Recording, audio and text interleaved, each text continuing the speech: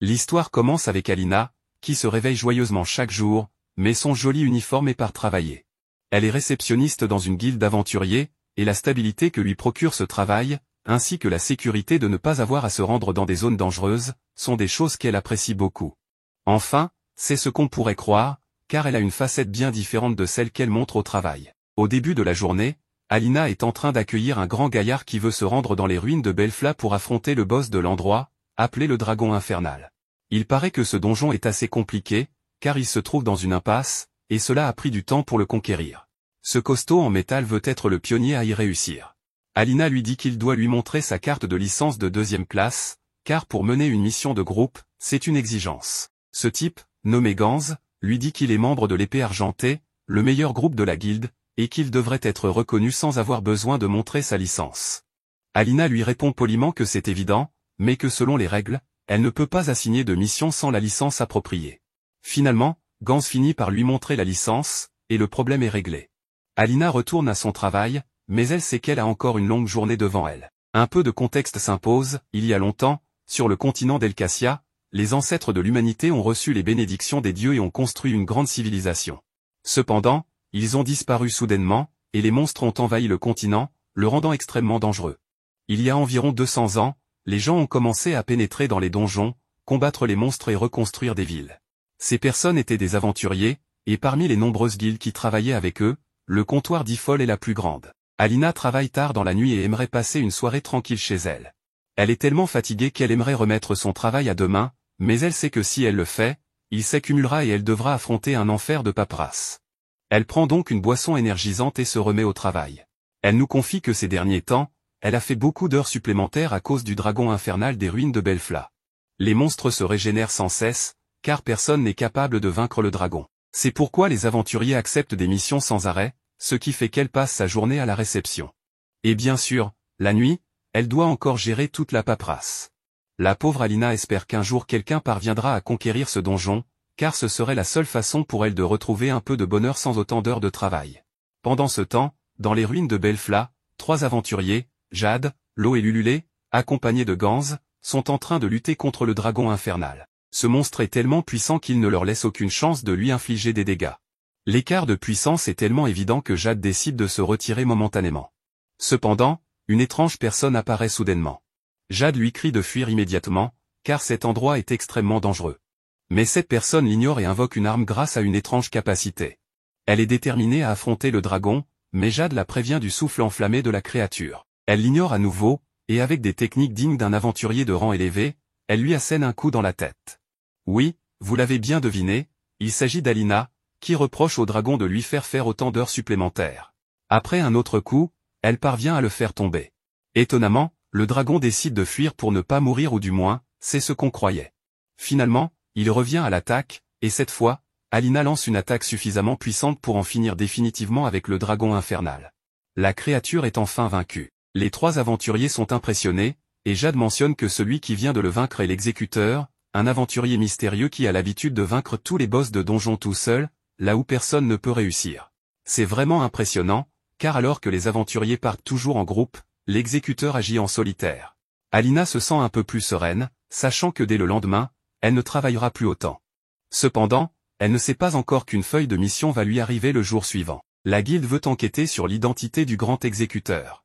D'ailleurs, sa collègue Layla aimerait aussi découvrir qui il est, car il semble être une personne incroyable, même plus que Jade. Layla est un peu excitée à l'idée de voir si cet aventurier mystérieux pourrait rejoindre le groupe de l'Épée Argentée, rendant ainsi l'équipe presque invincible. Elle espère de tout cœur qu'ils découvriront son identité très bientôt, mais Alina, elle, n'a pas du tout envie de cela. En effet, si on découvre qu'il vainc des boss avec une licence falsifiée, elle serait immédiatement renvoyée, et oui, Alina est très satisfaite de son poste au sein de la guilde. Elle profite de tous les avantages que son travail lui offre, c'est pourquoi elle ne veut absolument pas devenir aventurière. Elle prend donc grand soin de son travail. Pendant ce temps, à l'hôtel principal de la guilde des aventuriers, Jade et ses compagnons essaient de découvrir l'identité du grand exécuteur. Jade est convaincue qu'il s'agit d'une fille, mais les autres ne partagent pas son avis. Ils pensent que c'est quelqu'un de très fort et qui porte une grande arme, ce qui ne correspond pas vraiment à l'idée de Jade. Ce dernier insiste pour dire qu'il s'agit d'une femme, qu'elle a les cheveux noirs, les yeux verts et qu'elle est assez jeune. Selon Lo, l'albinos semble obsédé par l'exécuteur, et il pense qu'il devrait se concentrer sur des choses plus importantes, car Gans a quitté le groupe après leur dernière défaite et qu'ils ont besoin de trouver un nouvel attaquant. Jade, qui est le leader de l'équipe, leur présente ses excuses et demande un peu de temps pour accomplir ce qu'il lui demande, mais en vérité, il ne pense qu'à retrouver l'exécuteur. Pendant ce temps, Lululé et Lo sont partis faire du shopping. Elle souhaite explorer encore un peu la ville, mais le roux préfère retourner dormir à l'auberge. Elle le convainc de continuer les courses après lui avoir fait goûter quelques beignets. Pendant ce temps, dans un endroit sombre, un étrange personnage se plaint d'être toujours pris pour un idiot et qu'il se vengera bientôt. Cependant, quelqu'un est venu le voir, et cela pourrait bien être la mort elle-même. En ce moment, Jade examine une relique marquée par le dieu Dia, qui contient les techniques de ses ancêtres. Apparemment, elle confère un grand pouvoir à ceux qui les utilisent. Tout aventurier rêverait de posséder une telle relique, mais bien que l'exécuteur ait vaincu le dragon qu'il avait lâché, il ne semble pas du tout intéressé. Jade, quant à lui, est tellement plongé dans ses pensées qu'il ne cesse de chercher des indices pour comprendre pourquoi l'exécuteur possède des compétences très différentes de celles que l'on trouve normalement dans ce monde. Il commence à suspecter que cet homme pourrait avoir une compétence liée à Dia, mais en même temps, il en doute fortement. Il est évident qu'il est obsédé par l'exécuteur. Soudain, une brise légère se forme devant lui et, par une grande coïncidence, il aperçoit au loin la même Alina. Et oui, il est sûr qu'elle correspond aux caractéristiques de l'exécuteur. Sans hésiter, il décide de la suivre et est surpris de découvrir qu'elle est la réceptionniste de la guilde. Alina, quant à elle, est ravie qu'il n'y ait plus beaucoup d'aventuriers dans la guilde, car cela signifie moins de travail pour elle et 0 heures supplémentaires à faire. Cependant, elle ne s'attendait pas du tout à la visite du leader de l'épée argentée. Alina ne peut s'empêcher de devenir nerveuse, pensant qu'il pourrait enquêter sur l'identité de l'exécuteur, mais elle tente de rester calme et professionnelle. Jade commence à lui dire qu'il a récemment vu quelqu'un d'incroyable avec un marteau dans les ruines, et depuis, il cherche à en savoir plus. Il soupçonne qu'Alina sait de qui il parle. Alina fait semblant de ne rien savoir, lui suggérant de poser la question à ses collègues. Mais Jade insiste, lui affirmant que ses sens sont très aiguisés et qu'il est sûr d'avoir vu son visage très clairement. Il lui dit que celle qui portait ce marteau était une jeune femme aux cheveux noirs et aux yeux verts. Alina est désemparée, car elle pensait avoir caché son identité à la perfection. Jade l'a déjà prise au piège et lui révèle qu'il est choqué de découvrir qu'elle soit une simple réceptionniste. Pauvre Alina, elle sait que sa vie de réceptionniste est désormais terminée. Sa carrière stable est sur le point de se finir. Comme ultime recours, elle demande à Jade de discuter dans un endroit plus privé.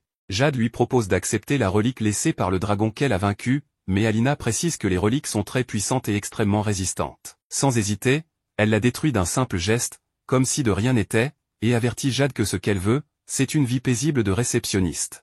Si jamais il interfère avec ça, il devra en payer le prix, et finira comme ce dragon. Elle se prépare à partir, espérant ne plus jamais le revoir. Cependant, Jade n'a pas l'intention de la laisser partir si facilement. Il lui lance un sort pour limiter sa mobilité.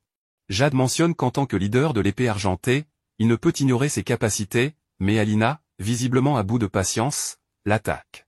Jade ne comprend pas pourquoi elle attaque ainsi, mais elle lui explique qu'elle veut simplement mener une vie tranquille en tant que réceptionniste. Elle en arrive à la conclusion qu'il doit mourir. Jade l'arrête et lui demande d'où elle a bien pu sortir une telle arme. Jade veut savoir si c'est une compétence Dia, mais Alina ne sait pas ce que c'est. Il lui explique que ce sont des compétences légendaires et que, selon ce qui se dit, ces compétences ont disparu avec les ancêtres de l'humanité. Cependant, ces compétences légendaires sont beaucoup plus puissantes que les meilleures compétences actuelles. Alina, cependant, n'est pas intéressée et veut en finir au plus vite. Mais Jade lui demande de patienter, précisant qu'il n'est pas venu pour se battre. Il lui dit qu'il la veut dans son groupe, d'une manière ou d'une autre. Alina, exaspérée, lui explique pour la 4e fois qu'elle souhaite seulement être réceptionniste et que lui, il devrait oublier ce qui s'est passé. Jade ne comprend pas pourquoi elle pense ainsi, puisqu'elle possède tant de pouvoir et a vaincu un dragon aussi puissant. Il ne comprend pas pourquoi elle a agi ainsi si elle veut vraiment être réceptionniste. Alina lui explique qu'elle l'a fait pour éviter les heures supplémentaires, car personne ne pouvait vaincre ce dragon,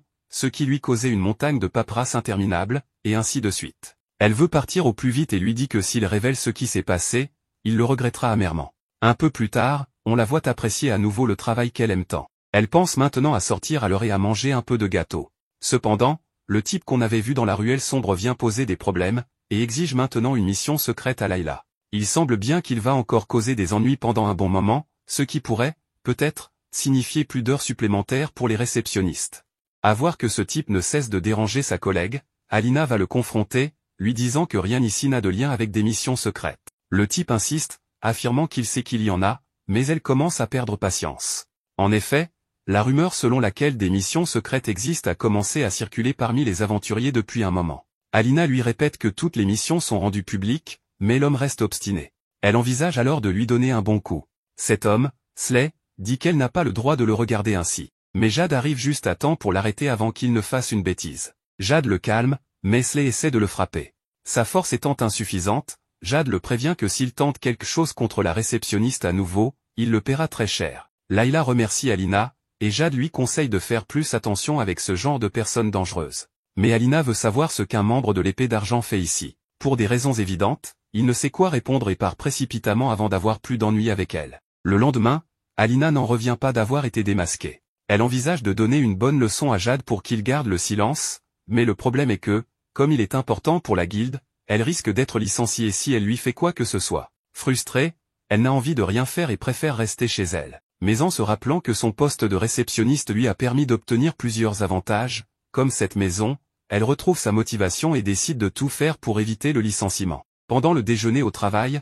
Alina se plaint que Jade passe beaucoup de temps à l'observer à la guilde. Et voilà qu'il recommence. En le voyant, elle n'hésite pas à sortir sa massue comique pour lui donner un coup, car le déjeuner est son seul moment de solitude. Jade s'excuse, mais il veut savoir comment elle a éveillé ce pouvoir. Alina ne compte pas le lui révéler. Jade estime qu'elle gâche son pouvoir en restant une simple réceptionniste. Elle lui répète qu'il ne changera pas son avis et qu'elle ne rejoindra jamais l'épée d'argent. À propos de sa question, elle raconte qu'il y a 2 ans, elle assistait au festival centenaire de Folle. Elle venait de commencer comme réceptionniste et n'était pas encore habituée au travail. Elle faisait des heures supplémentaires. À ce moment-là, elle désirait aller au festival ou rentrer chez elle pour se reposer. Elle se rappela que, selon les dires, celui qui fait un vœu avec ferveur pendant le festival reçoit la bénédiction du jour. Elle demanda donc à ne plus jamais être obligée de faire des heures supplémentaires. Quelle perte de souhait! En terminant son travail, elle courut au festival, mais tout était déjà fini. Cela la bouleversa, car elle avait raté tout l'événement malgré ses efforts. Elle en vint à haïr tout ce qui l'obligeait à faire des heures supplémentaires.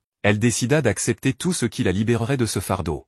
Elle souhaita obtenir un grand pouvoir pour se débarrasser de tout cela. Une marque étrange apparut alors à ses pieds. D'un autre côté, nous voyons Slay, toujours furieux après ce qui s'est passé à la guilde. Mais quelque chose d'intéressant vient d'apparaître juste devant lui. Pendant ce temps, Jade réfléchit à comment faire pour qu'Alina lui adresse la parole ou, mieux encore, comment la faire rejoindre l'épée d'argent. Soudain, il entend un grand bruit de l'autre côté de la place et se précipite dans cette direction. En arrivant, il voit Slay en train de détruire la ville avec un golem de pierre. Jade utilise une de ses compétences pour attirer son attention et permettre aux gens de se réfugier. D'autres aventuriers l'avertissent qu'il ne pourra pas gagner, car ce golem est un boss de raid qui avait été endormi pour l'invoquer, mais il a perdu le contrôle. Slay dit qu'il est content de l'avoir trouvé et lui demande ce qu'il pense de sa compétence, avec laquelle il contrôle ce golem, qu'il prévoit de faire écraser toute la ville, y compris cette réceptionniste qui l'agace tant, en parlant bien sûr d'Alina. Jade sait qu'il n'a pas d'autre choix que de se battre, alors il active une compétence défensive pour résister aux attaques.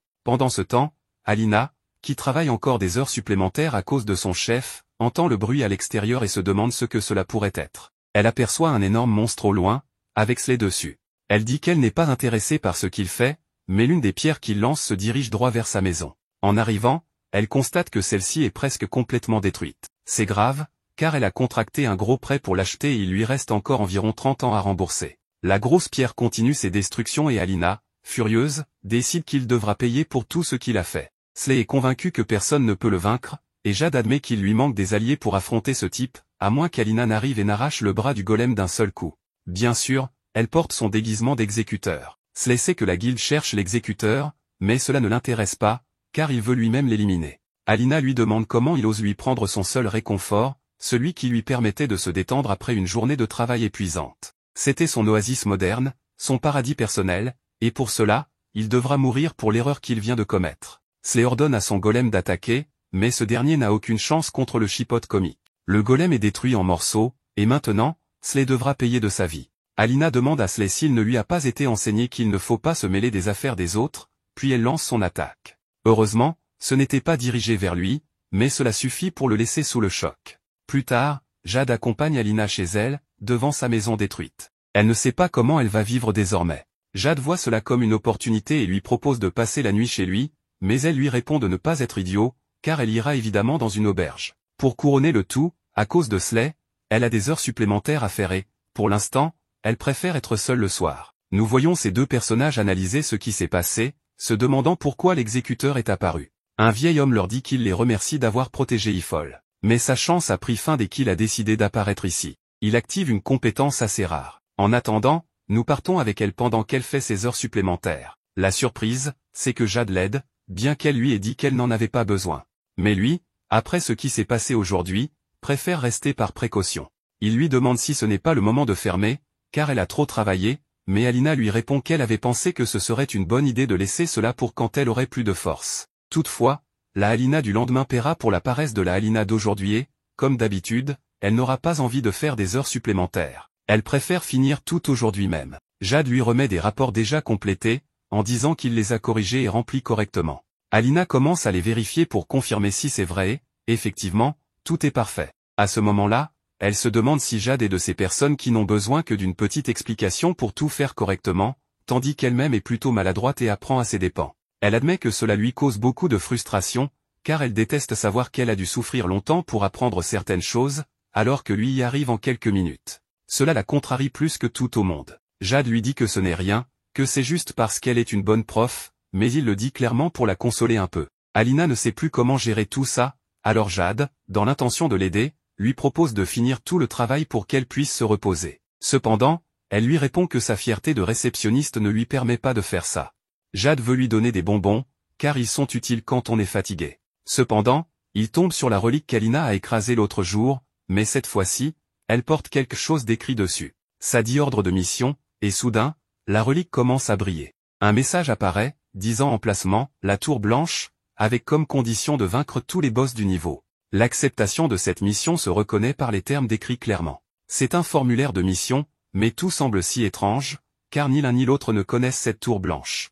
Alina lui dit qu'il peut garder la relique et s'occuper de tout avec son groupe, car elle n'a pas envie de se prendre la tête avec ça en plus de son travail. Il comprend, et donc il s'occupera de l'enquête personnellement. Le lendemain matin, Alina voit qu'elle est en une du journal, et pour couronner le tout, Layla lui demande si elle est une super fan de l'exécuteur, ou si elle l'est de Jade. En ce moment, les deux sont super populaires. Layla, de son côté, soutient beaucoup l'exécuteur. Alina lui répond que cela n'a aucun sens, puisqu'elle ne lui a même pas vu le visage, mais Layla est persuadée que sous cette capuche se cache un homme beau et puissant qui a sauvé la ville à plusieurs reprises. D'un coup, cette fille commence à imaginer des choses bizarres entre eux. Plus tard, le vieux que nous avons vu auparavant arrive à la guilde, et Alina nous raconte qu'il est le maître de guilde, nommé Glenn. Il s'approche d'elle et lui demande comment ça va. Alina lui répond que pour le moment, tout va bien. Glenn lui demande si elle sait quelle est sa capacité. Elle lui dit que bien sûr, elle s'appelle Sigurd Chrono, et elle permet d'arrêter le temps dans un endroit et de voir des situations passées. Immédiatement, elle comprend qu'il aurait pu inverser le temps sur la place et découvrir son identité. Glenn lui dit qu'il devrait mieux en parler dans un endroit plus privé, comme le quartier général de guilde. Une fois là-bas, la pauvre Alina ne peut pas croire qu'elle ait été découverte et est convaincue qu'ils vont la renvoyer. Jade et ses compagnons essaient de la calmer, mais elle lui dit de se taire, car elle sait qu'il est le dénonciateur qui l'a trahi. Il insiste pour dire que ce n'est pas lui qui l'a dit, mais elle ne veut pas l'écouter pour le moment et lui souhaite tout le pire. Le pauvre type ne supporte déjà plus qu'Alina lui dise qu'elle le déteste autant. Lo et Lulu pensent qu'il est amoureux, mais c'est très étrange, surtout qu'il rejette toujours même les filles les plus belles de la ville. Lo demande à Jade si Alina est vraiment l'exécuteur, car elle ressemble à une simple réceptionniste. Plus tard, ils vont dans le champ d'entraînement, et Alina demande à Glenn pourquoi il veut vraiment parler. Le vieil homme lui dit que plus il la regarde, plus il est surpris qu'elle soit l'exécuteur et lui demande si elle sait ce qu'il a ressenti quand son pouvoir lui a révélé son identité. Alina veut savoir si c'est pour ça qu'il l'a fait venir, mais le vieil homme sort en réalité sa grande arme et la défie en duel. Alina ne comprend pas ce qui se passait, mais Glenn lui expliqua que si lui-même gagne le duel, elle devra rejoindre l'épée argentée, et si elle gagne, il s'assurera que l'exécuteur soit laissé en paix et son poste de réceptionniste sera garanti à vie. C'était clairement une offre tentante. Alors, Alina décide de se battre et, sans perdre une seconde, elle se lance à l'attaque. Glenn active sa compétence, et il semble avoir réussi à arrêter le temps, tout en mentionnant qu'Alina n'était pas une exécuteur, mais une déesse colérique, c'est-à-dire encline à se mettre facilement en colère. De manière inattendue, Alina réussit à sortir du contrôle du temps, pour ainsi dire, et Glenn n'en revient pas. Elle lui demande ce que cela signifie et le maître de la guilde lui explique qu'il s'agit de sa salle d'observation, située en dehors du flux du temps. En théorie, lui seul devrait pouvoir bouger, mais il se rend compte que ce n'est pas le cas. Il admet immédiatement sa défaite, et Alina lui exige des explications. Une fois dans le quartier général, il s'excuse, expliquant qu'il l'a défié parce qu'il voulait voir la véritable nature de sa compétence. L'assistante de Glenn explique que les compétences connues sont les regiens, les sigures et les dias, qui sont les plus puissantes de toutes. Il est clair que la compétence d'Alina est une dia, ce qui est difficile à croire, car ces compétences sont considérées comme légendaires. Cependant, Alina lui dit de tenir sa promesse de ne pas interférer dans sa vie, car elle veut retrouver la paix. Glenn lui demande si elle a entendu parler de la Tour Blanche, et elle lui répond que cela ne l'intéresse pas. Glenn explique qu'il a enquêté après que Jade lui ait donné son rapport et, à leur grande surprise, ils ont réussi à trouver une nouvelle zone appelée ainsi, la Tour Blanche.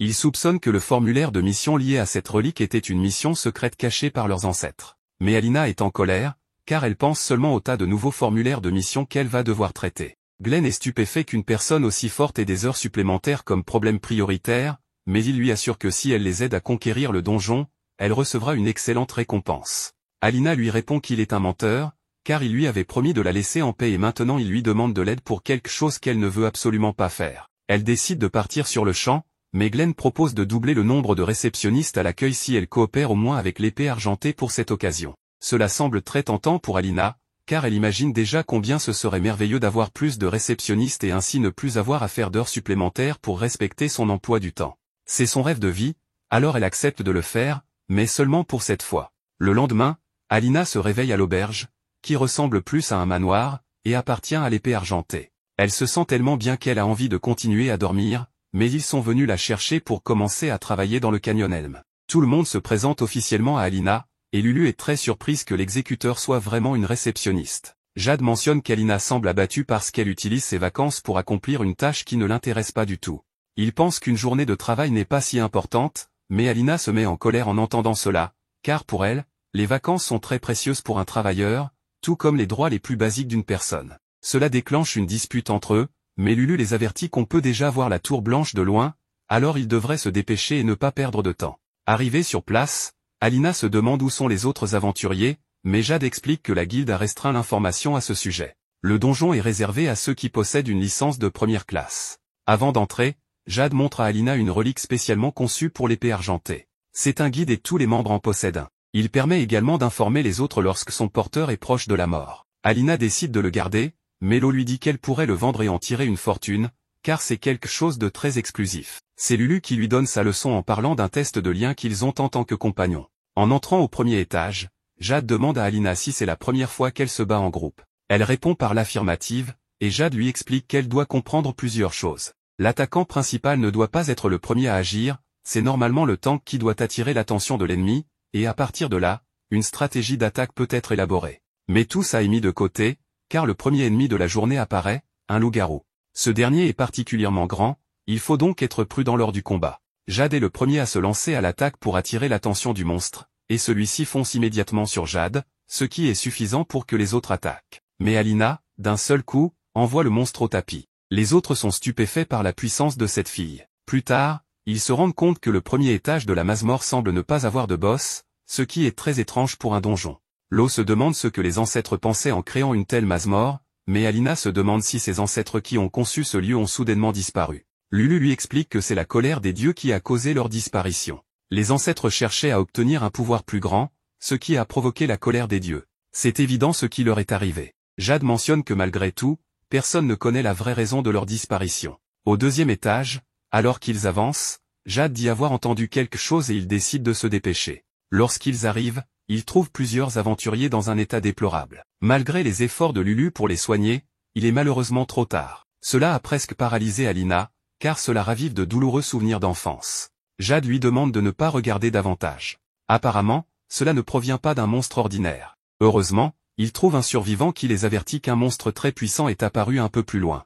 Il a une forme humaine et a utilisé une capacité puissante. Soudain, un monstre fait son apparition, alors Alina n'hésite pas et passe immédiatement à l'action pour l'éliminer avant qu'il ne fasse du mal à un membre de l'équipe. Le blond lui demande si elle est l'exécuteur, et elle répond affirmativement. Le type commence à rire, convaincu que l'exécuteur est en réalité le compagnon de ce monstre. Il dit avoir vu le monstre utiliser un sceau magique blanc et créer des armes littéralement de nulle part. Après cela, tout le monde retourne au quartier général des aventuriers pour expliquer ce qui s'est passé. Le blond et son groupe, qui sont déjà très forts, n'ont eu aucune chance contre ce monstre, ce qui est très inquiétant. Il est évident que l'ennemi a utilisé une capacité de type Dia, et il faut agir au plus vite. Glenn veut stopper la mission, mais le blond le traite de lâche pour cela. Jade lui demande de se calmer, car lui-même a failli mourir en essayant de faire face à ce danger. Mais Rufus, c'est le nom de ce type, lui demande de ne pas parler de ça, sinon il dira à toute la ville que l'exécuteur est un monstre et que la guilde était au courant, mais a choisi de garder le silence. Le blond exige que Jade expulse l'exécuteur de l'épée argentée et qu'il retourne conquérir la Mazmore avec lui à la place. Jade ne comprend pas ce type, mais Rufus dit qu'il désire cette relique, car les donjons cachés dans les missions secrètes contiennent des reliques dans leurs étages les plus bas, et ces reliques donnent des capacités d'IA. Jade ne veut pas risquer sa vie pour une information aussi incertaine, mais Rufus insiste pour qu'ils y aillent coûte que coûte. Durant la nuit, Jade informe Alina qu'ils emmèneront Rufus dans le donjon et qu'elle pourra retourner à sa vie de réceptionniste. Cependant, elle exige des garanties qu'ils tiendront leur promesse d'augmenter le nombre de réceptionnistes. Jade commente que Glenn fera tout ce qu'il peut, mais cela ne la convainc pas complètement. Cependant, elle est rassurée car ce sera son dernier jour à l'auberge. Elle prépare ses bagages et demande à Jade de partir. Juste avant qu'il ne quitte la pièce, elle lui demande s'il est vraiment sûr d'aller dans ce donjon. Ce monstre avec des capacités d'IA est évidemment quelque chose de redoutable, et Alina doute qu'ils aient la moindre chance.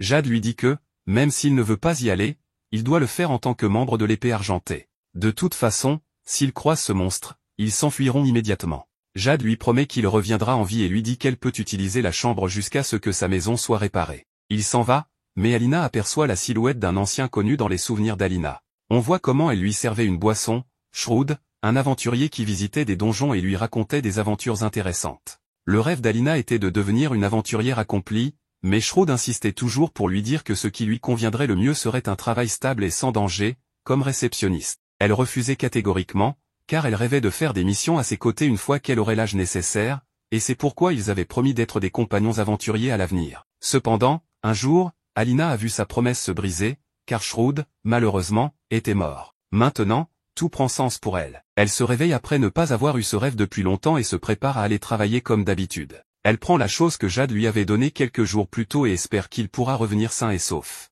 De son côté, le type passe un très mauvais moment. Il utilise une capacité pour détecter le redoutable ennemi et l'éviter, mais un autre danger apparaît. Un dieu sombre a été libéré et il prévoit de s'amuser avec ses jeunes. Grâce à ses dernières forces, Jade parvient à esquiver son attaque, mais de manière inattendue, Rufus les enferme dans une sorte de prison. Il dit que le dieu sombre était scellé à l'intérieur et que si on lui offre des âmes humaines, le sceau sera levé. Jade comprend alors ce qui s'est passé, car ce type a littéralement tué les autres membres de son groupe dans le but de ressusciter ce dieu sombre, qui éliminerait tout le monde, lui donnant ainsi une capacité d'IA. Rufus affirme qu'il est le gagnant de tout ce qui se passe, mais Scylla le désintègre en disant que tout ce qui entre dans son champ de vision sera dévoré sans exception, et c'est bien mérité. Immédiatement, l'âme de Rufus commence à s'élever et à être dévorée par ce monstre. Scylla ajoute que l'âme de ce type est répugnante, mais il a maintenant envie de goûter celle des trois autres. Alina ne peut s'empêcher de se demander si Jade va bien, mais bien sûr, il sait qu'il doit arrêter de trop réfléchir et se concentrer sur son travail à la place.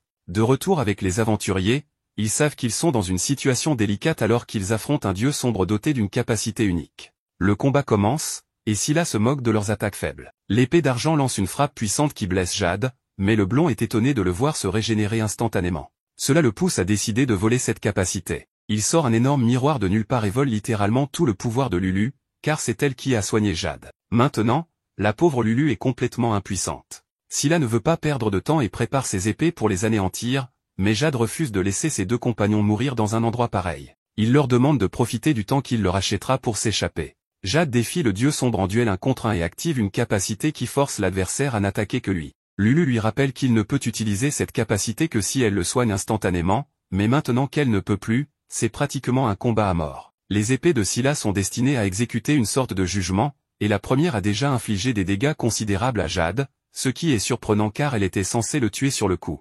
Jade dit au dieu que ce n'est rien et qu'il peut continuer à attaquer autant qu'il le souhaite. Il exhorte également ses amis à fuir. Scylla veut voir combien de temps Jade peut tenir, alors il continue à l'attaquer. Au moins, l'eau emmène Lulu le plus vite possible, et ils saisissent l'opportunité que leur cher compagnon leur a offerte pour survivre. Le blond se moque de Jade pour avoir été abandonné par ses amis, mais Jade explique qu'il se trompe, c'est lui qui leur a demandé de fuir. Après tout, c'est lui qui est responsable de protéger ses alliés, et il est clairement prêt à donner sa vie pour cela. Scylla ne pourrait pas être plus ravi, car il pense que dévorer l'âme de Jade en vaudra la peine. Plus tard, Lulu reproche à l'eau d'avoir abandonné Jade, mais l'eau explique que c'était la seule chose à faire. Rester aurait signifié gâcher le sacrifice de Jade. Aucun des deux ne parvient à comprendre ce qui se passe, mais soudain, un monstre apparaît, donc leurs problèmes ne sont pas terminés. Pendant ce temps, Alina et Layla font des heures supplémentaires pour terminer à temps demain. Toutes deux sont épuisées, mais pour Layla, c'est la goutte d'eau après toutes ces heures supplémentaires, la guilde a abandonné les recherches pour retrouver l'exécuteur.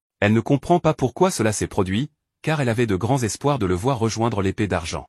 Cependant, Layla mentionne que quelque chose se passe dans sa poche, la pierre brille. Layla demande à voir la pierre brillante, car il n'est pas normal qu'une pierre brille ainsi. Cela rappelle à Alina ce que Jade lui a dit plus tôt, la pierre donne un signal lorsque la vie de l'autre porteur touche à sa fin. Elle ne peut s'empêcher de penser à ce qui s'est passé auparavant avec Shrewd, alors elle quitte immédiatement les lieux. Scylla continue de dire à Jade qu'il est un humain intéressant et veut voir combien d'épées il peut encaisser. D'accord, ça sonnait un peu bizarre. Jade sait qu'il ne s'en sortira pas vivant et ne peut s'empêcher de penser à l'attirance qu'il a ressentie pour Alina tout ce temps, sa personnalité, sa force, sa maturité feinte, ses sautes d'humeur. Il aimerait pouvoir la voir un peu plus, mais il sait que ce ne sera pas possible. Il dit à Scylla que, comparé au marteau d'Alina, ses attaques ne sont rien. Alina essaie d'arriver le plus vite possible, mais elle tombe sur plusieurs gardes à l'entrée du donjon. Il lui demande de partir, donc elle est maintenant dans une situation difficile, car il pourrait découvrir son identité si elle force le passage. Cependant, elle commence à penser que Jade, en tant qu'aventurier, savait à quoi il s'exposait, et peut-être qu'elle ne devrait pas risquer sa vie pour aider quelqu'un qui a choisi une vie pleine de risques. La logique lui dit qu'elle devrait laisser les choses en l'état et retourner travailler, mais la pierre brille à nouveau, et elle active inévitablement sa capacité pour invoquer son marteau de guerre. Les gardes savent maintenant qu'elle est l'exécuteur, et Alina, remplie de regrets, leur dit de s'écarter ou elle les écrasera avec son pouvoir. Du côté de Lo et Lulu, tous deux sont dans une situation critique, car Lo est le seul à pouvoir affronter le monstre, Lulu ne pouvant utiliser aucune capacité. Il lui demande de fuir, mais Lulu n'a aucune intention de lui faire ce qu'ils ont fait à Jade. Le monstre ne montre aucune pitié, mais regardez qui arrive. C'est surprenant que cette fille puisse infliger autant de dégâts en un seul coup. Sérieusement, Lulu la remercie de les avoir sauvés, mais la supplie d'aller sauver Jade. Le roux explique que Jade affronte un dieu sombre nommé Scylla, un type qui dévore les âmes humaines et utilise des capacités obscures. Alina leur dit de se reposer et qu'elle s'occupera du reste. En arrivant, elle trouve Jade complètement épuisée. Malgré tous ses efforts pour le faire parler, il ne répond pas, mais pour l'instant, elle doit se concentrer sur le combat. Scylla apparaît, impressionné qu'elle ait pu esquiver son attaque, et il est ravi d'avoir un adversaire à sa hauteur. Il l'avertit que si elle est venue sauver Jade, il est déjà trop tard, mais au moins, il l'a bien divertie. Alina ressent de la rage à chaque mot qu'il prononce, alors elle active sa capacité et lance une attaque. Elle porte un coup direct, et Scylla ne sait pas quoi penser, il ne s'attendait pas à ce qu'une humaine soit capable d'utiliser des capacités de son niveau. Il invoque à nouveau ses épées du jugement, et Alina est gravement blessée par l'attaque. Heureusement, Jade, avec ses dernières forces, la sauve. Scylla ne savait pas que Jade était si résistant, mais Alina le fait immédiatement taire. Elle s'approche de Jade pour lui demander comment il va, bien que, le voyant dans cet état,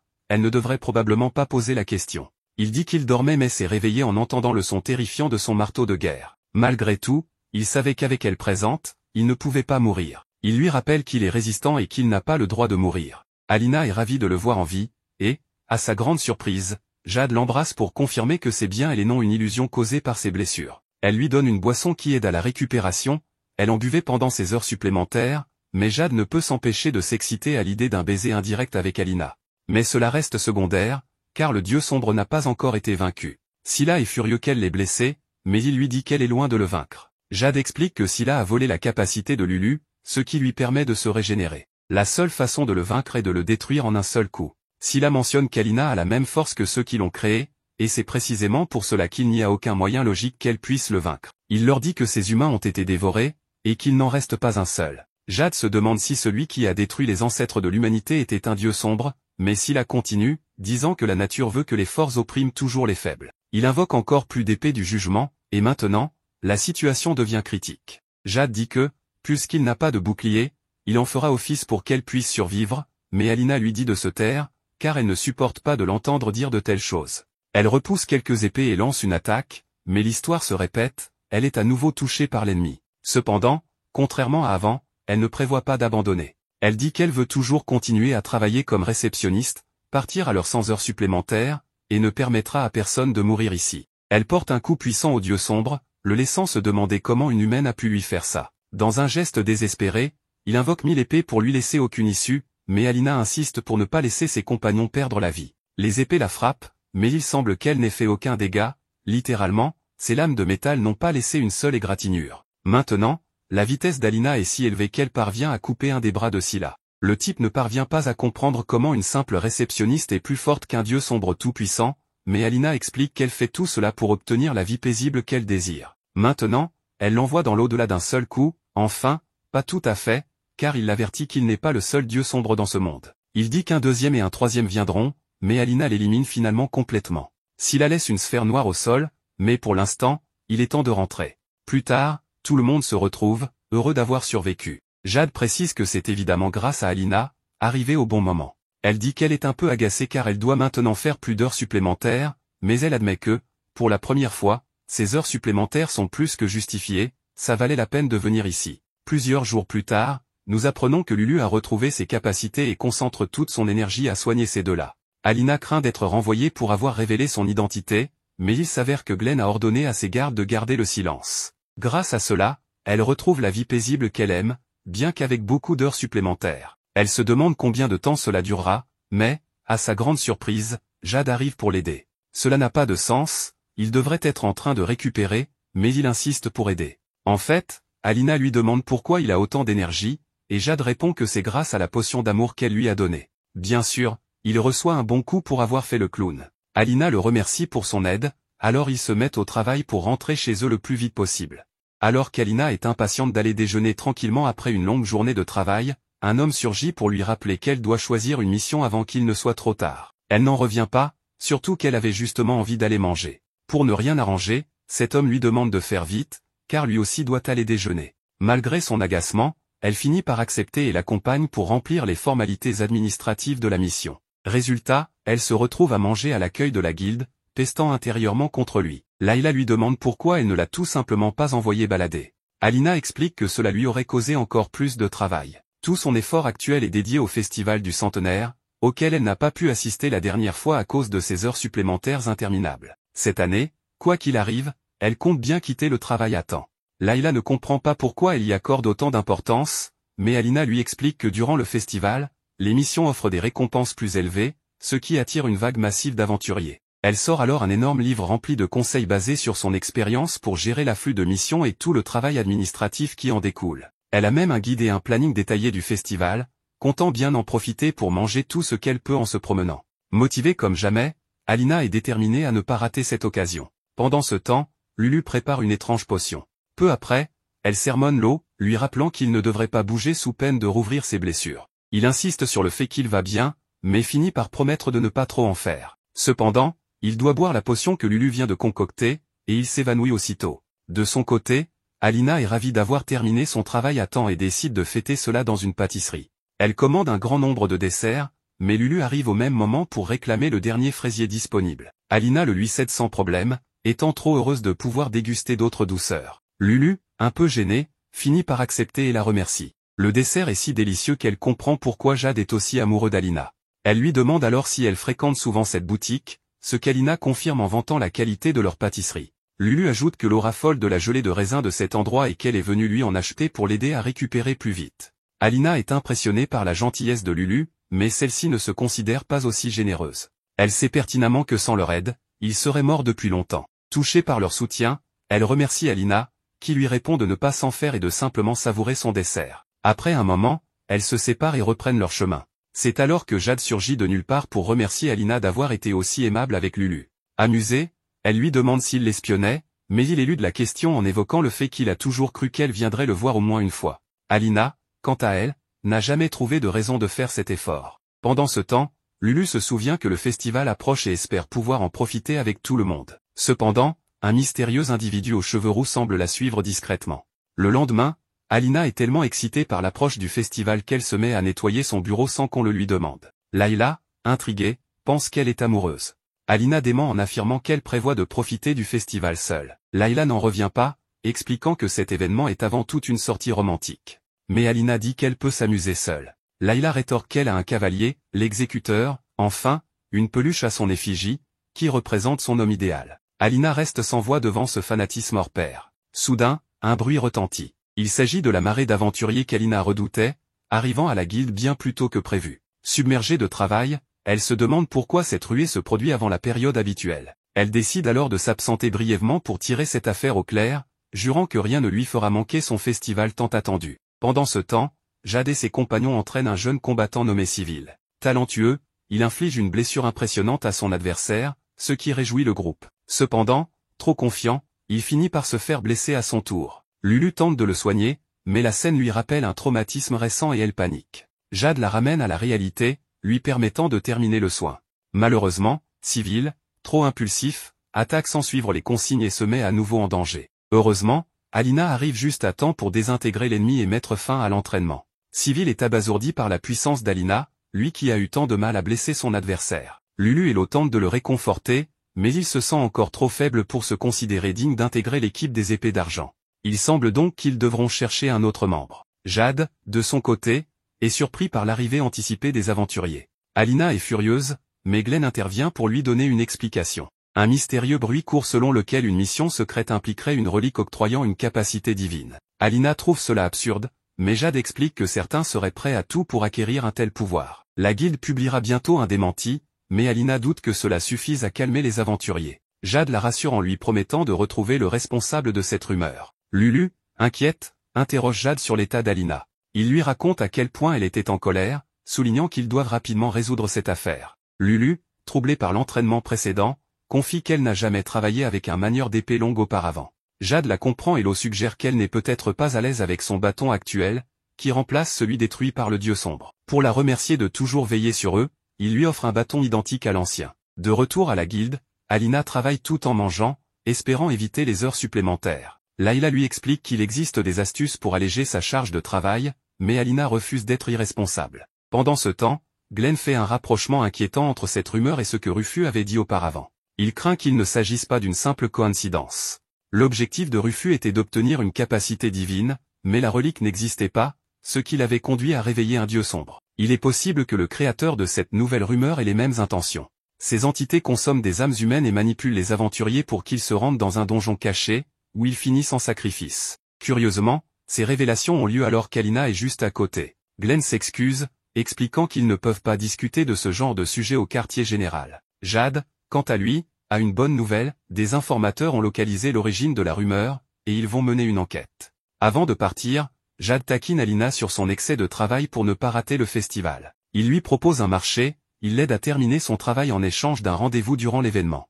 Alina refuse catégoriquement, se doutant d'un piège. Mais Jade lui rappelle qu'elle ne pourra jamais tout finir seule. Après réflexion, elle accepte, se disant qu'un simple rendez-vous en vaut peut-être la peine si cela lui permet de profiter du reste du festival tranquillement. 5 jours avant le festival, Alina râle à propos des rumeurs sur une relique conférant une compétence de Dia, issue d'une quête secrète. Elle prévoit de tuer de ses propres mains celui qui a lancé cette rumeur. Jade est nerveux en la voyant aussi remonter. Alina se demande pourquoi ils sont déguisés, surtout que Lululi ressemble à un bouclier ambulant. On apprend alors que la rumeur est généralement propagée auprès des aventuriers novices. Voilà donc l'objectif de leur déguisement. Ils arrivent au donjon de classe et destiné aux aventuriers débutants, la forêt de l'éternité. Leur premier arrêt est le lac du Rocher Moussu, un lieu de repos célèbre parmi les aventuriers. Les témoignages sur les colporteurs de rumeurs sont particulièrement concentrés ici. Assis, Jade pointe du doigt un rocher moussu où les gens jouent à un jeu consistant à nager jusqu'à l'autre rive et revenir. Malheureusement, il ne réussit pas à convaincre Alina d'y aller. En revanche, Lo et Lululi s'amusent immédiatement. Tandis qu'ils profitent du moment, Jade ne peut s'empêcher d'imaginer Alina en maillot de bain, mais elle n'apprécie pas et balance le chef pervers de l'épée d'argent dans le lac. Le soir venu, les membres de l'épée d'argent discutent autour d'un feu de camp, un moment qui ne leur était pas arrivé depuis que Lululi avait suivi un entraînement spécial. Alina est perplexe, ayant entendu que l'épée d'argent n'acceptait que les aventuriers forts. À l'époque, cependant, les compétences sigurtes de Lululi venaient tout juste d'apparaître. Elle était facilement effrayée par l'apparition soudaine de monstres, trébuchait souvent, puis se soignait elle-même après coup. Mais aujourd'hui, ses compagnons la considèrent comme une soigneuse fiable. Elle reste humble, tandis que ses amis l'encouragent à continuer d'agir selon son instinct. Jade sent alors une présence à proximité. Ils enfilent leur capuche juste avant d'être approchés par Aitz et son groupe. Autour du feu, Aitz leur demande s'ils aimeraient devenir plus forts instantanément, sans entraînement. Jade le pousse à développer son idée, et Aitz mentionne alors les quêtes secrètes. Les mots-clés sont déclenchés, et Jade dégaine son épée contre Aitz. Son groupe est immédiatement encerclé. Jade tente de l'interroger et apprend qu'il a entendu la rumeur d'une autre personne. Mais soudain, l'un des compagnons de Aitz attaque. L'homme est rapidement projeté contre un arbre par le marteau de guerre d'Alina. Rien qu'à la vue de la scène, Aitz devient nerveux. Alina s'apprête à attaquer de nouveau, mais Aïtz utilise Mouvement Sigurd, une compétence de téléportation, et parvient à fuir avec son groupe, ne laissant derrière aucun aventurier aux cheveux rouges. Lululi reconnaît ce guerrier borgne et manchot, Eden, un vieil ami. Quand il reprend ses esprits, il commence immédiatement à la réprimander, l'accusant d'être une meurtrière. Il avertit le groupe que s'ils continuent à garder Lululi avec eux, ils finiront par mourir. Il l'appelle la soigneuse assassin, capable d'abandonner ses camarades sans sourciller. Alina, cependant, n'en a rien à faire. Son objectif est d'éliminer tous ceux qui répandent les rumeurs et l'empêchent de profiter du festival. Avant qu'Eden ne puisse révéler son sombre passé, Alina le frappe. 4 jours avant le festival, le comptoir d'Ifol est toujours envahi par les aventuriers. Alina sait qu'une personne continue de propager la rumeur sur la quête secrète, mais ils ne peuvent pas encore mettre fin au chaos. Layla, en revanche, est plus surprise de voir Jade aider avec les heures supplémentaires. Et il gère tout à la perfection. Il explique simplement qu'il rend service en échange d'un rendez-vous d'une journée avec Alina lors du festival du centenaire. Layla est choquée. Alina est sans doute une belle femme, mais elle manque de charme féminin. Si un homme l'invitait à sortir, elle le rejetterait probablement avec un faux sourire. Elle travaille sans relâche, ce qui inquiète Layla. Layla s'imagine alors Alina se mariant et prenant sa retraite, comme dans un conte de Cendrillon. Layla, toutefois, reste réaliste. Jade est beau, bien bâti et figure parmi les aventuriers les plus riches. Elle ne trouve aucune raison de ne pas l'épouser. Alina se lève, affirmant qu'il existe des plaisirs que l'argent ne peut pas acheter. Comme les desserts après une dure journée de travail, ou le plaisir de veiller tard la veille d'un jour de repos. Layla se demande alors pourquoi Jade aime Alina. Il répond que c'est sa ténacité et son côté maudit qui l'attire. Alors qu'il se fait tard, Alina bâille. Jade annonce alors qu'il restera avec elle jusqu'à la fin de son travail. Layla est surprise par tant de dévotion. Elle révèle alors qu'Alina est en réalité très gentille. Elle l'a souvent aidée, travaillant toujours en heures supplémentaires à ses côtés. Mais son problème est qu'elle est trop habituée à tout faire seule. Layla demande donc à Jade de toujours soutenir Alina, quoi qu'il arrive. Puis elle part, ne voulant plus jouer les chandelles. Pendant ce temps, à la salle d'audience de la guilde des aventuriers, les membres discutent de l'exécuteur, celui qui a vaincu le dieu noir Scylla. Mais ils ignorent s'il pourra vaincre les autres dieux noirs à venir. Glenn, qui connaît son identité, refuse de la révéler. Il affirme que l'exécuteur est un homme qui souhaite vivre en paix. Dans sa chambre, Lululi fait un cauchemar. Elle se voit en train de fuir, tandis qu'Eden l'accuse encore et encore d'être une meurtrière. Elle trébuche sur Jade, qui l'appelle aussi meurtrière d'une voix déformée, avant de s'effondrer. Puis, voyant le reste de son équipe, elle hurlait se réveille en sueur. Se promenant avec l'eau, elle lui demande s'il veut savoir pourquoi Eden l'appelle meurtrière. Il lui répond simplement que cela n'a pas d'importance. Mais, prise d'émotion, elle finit par tout lui avouer. La veille du festival, Alina exulte de joie en terminant enfin son travail. Cette année, aucun bonus n'est accordé aux aventuriers en guise de pénalité pour avoir suivi la rumeur. Elle a donc moins de travail que prévu. Elle a gagné. Et Jade va enfin pouvoir avoir son rendez-vous avec elle. Cependant, il ne s'attendait pas à ce qu'Alina l'invitait à boire. Il festoie joyeusement. Alina mange et boit jusqu'à s'endormir. Jade l'appelle et lui dit qu'il est temps de rentrer. Dans son état d'ébriété, Alina marmonne qu'elle va devenir réceptionniste et qu'elle attend Shroud pour qu'il vienne prendre des quêtes à son comptoir. Avant de s'écrouler, Jade est anéantie en entendant un autre nom d'homme. Un malentendu, puisqu'il ignore que Shroud est l'aventurier qui a influencé Alina durant son enfance.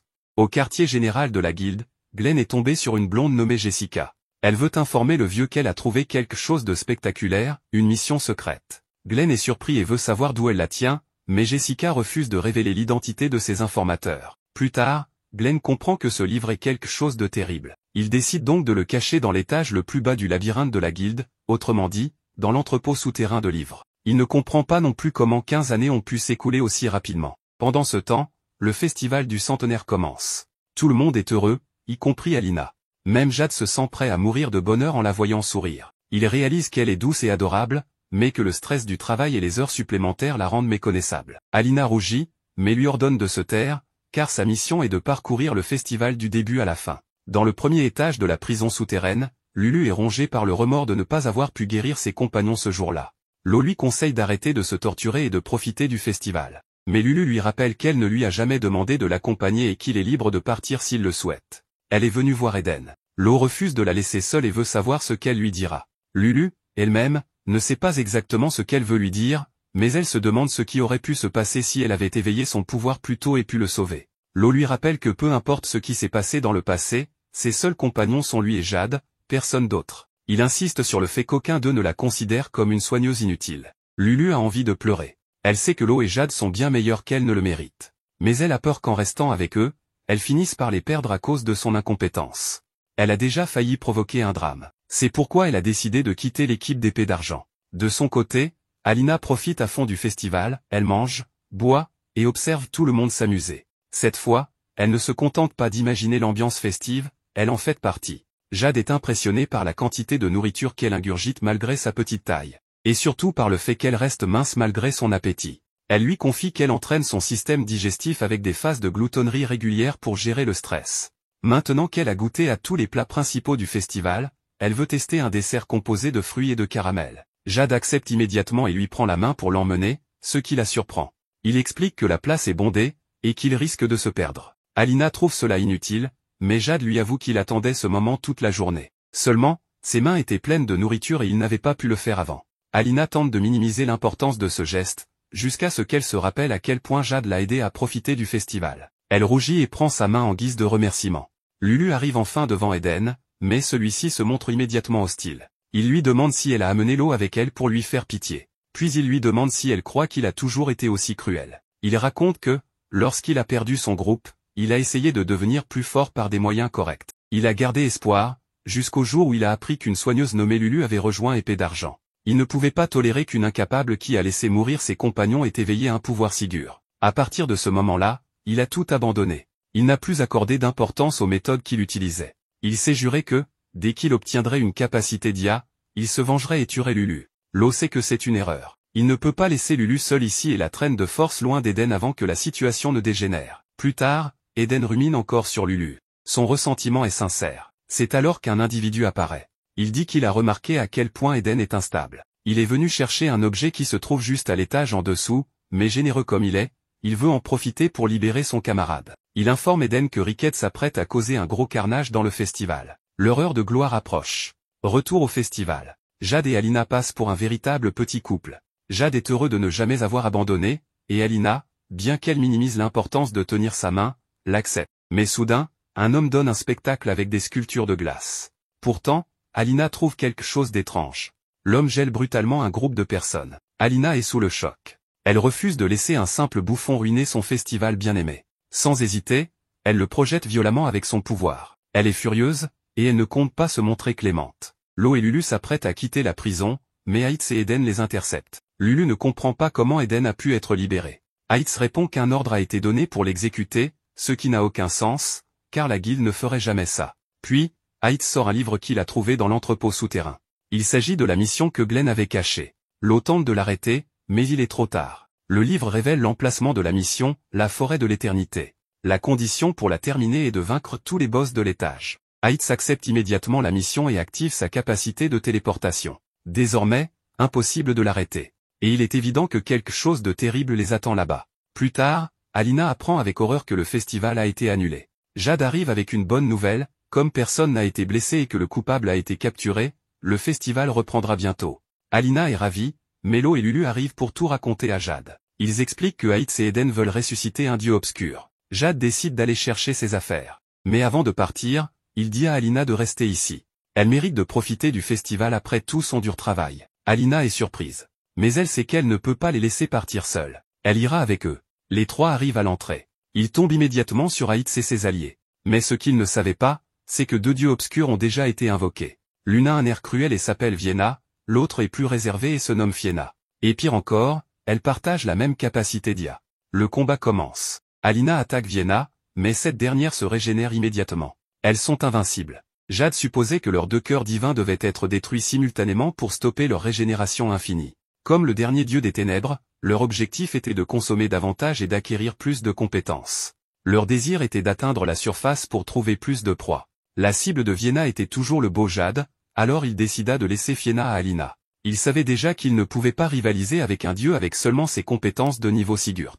Il n'avait donc pas d'autre choix que d'essayer la technique secrète sur laquelle il travaillait. Il utilisa 4 compétences défensives combinées avec son aptitude d'agression, activant ainsi la compétence composite, Milia. Et cela bloqua effectivement la compétence d'IA. Il enchaîna en appliquant Milia sur son épée et frappa Vienna directement au cou, donnant à Alina l'occasion d'attaquer à son tour. L'effort intense épuisait son corps, mais la victoire semblait assurée. Sauf que, Vienna déclara qu'elle avait juste été surprise. Elle était maintenant en colère, se sentant humiliée. Alors qu'elle attaquait Eden, Lo le sauva et s'enfuit. Vienna ne voulait pas que le combat s'arrête ainsi. Elle demanda alors à sa sœur jumelle d'abandonner sa pierre. Les deux fusionnèrent complètement, devenant une monstrueuse créature appelée Vilfina. Le monstre décocha des flèches pour attaquer Alina, qui bloque l'attaque, mais son marteau de guerre se désintégra, la laissant vulnérable à une attaque directe. Jade la porta en sécurité, où ils examinèrent la blessure étrange. Lulu tenta de la soigner, mais même la magie ne fonctionnait pas.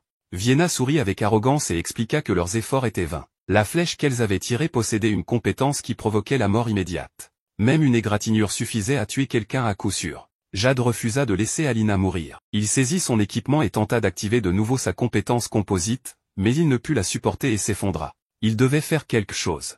Il devait empêcher Vienna de tuer ses amis. En réfléchissant, il la provoqua en l'appelant une création ratée. Cette phrase attira l'attention de Vienna. Jade continua, expliquant que les jumelles possédaient chacune une moitié d'une marque Dia sur leur visage, et que même après leur fusion, la marque ne s'était jamais complétée. Fiena tenta d'apaiser sa sœur, mais Jade continua de les rabaisser. Il déclara que leur corps était faible et que, même fusionnés, bien que leur puissance de combat ait augmenté, leur intelligence avait disparu. Il les qualifia de prototypes ratés, même pas un produit fini.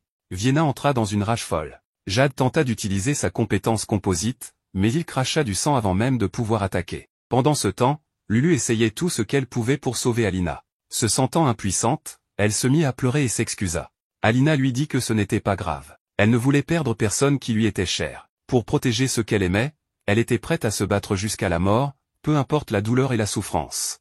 Voyant Alina réinvoquer son marteau de guerre, Lulu réfléchit sur elle-même. Malgré ses erreurs passées, elle continuait d'être une guérisseuse. Parce qu'elle était frustrée. Parce qu'elle ne voulait pas être traitée de meurtrière pour toujours. Parce qu'elle voulait devenir plus forte. Elle décida d'essayer à nouveau de soigner la blessure d'Alina, lançant Sigurd Revival encore et encore, même si cela la vidait de ses forces. Elle avait confiance en ses amis. Mais elle devait aussi croire en elle-même, car c'était son rôle. À l'extérieur, Lo jeta Eden au sol et lui ordonna de disparaître, affirmant qu'il ne ferait que gêner s'il restait. Eden tenta à nouveau de rejeter la faute sur le meurtrier. Mais Lo lui dit qu'il n'a pas le droit de prononcer son nom. Elle n'a ni fui son impuissance, ni fui son devoir de guérisseuse. Il attrape le visage d'Eden et lui ordonne de ne plus jamais le montrer devant Lulu.